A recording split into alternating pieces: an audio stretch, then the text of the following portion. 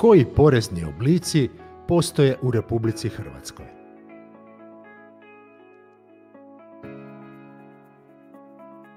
U Republici Hrvatskoj postoje sljedeći porezi: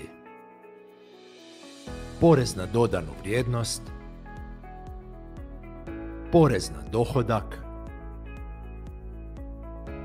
porez na dobit,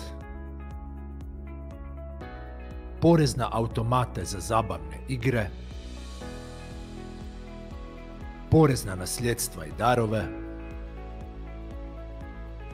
porez na cestovna motorna vozila, porez na plovila,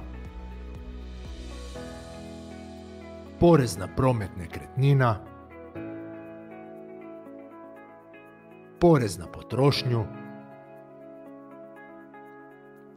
porez na kuće za odmor,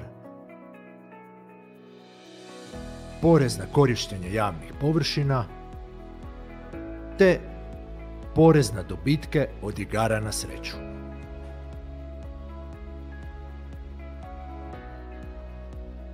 Navedena lista nije konačna. Postoji naime još niz posebnih poreza i trošarina koje se plaćaju sukladno važećim propisima Republike Hrvatske. Budući je ova tematika podložna učestalim promjenama, preporuča se praćenje poreznih aktualnosti na web sjedištu Porezne uprave.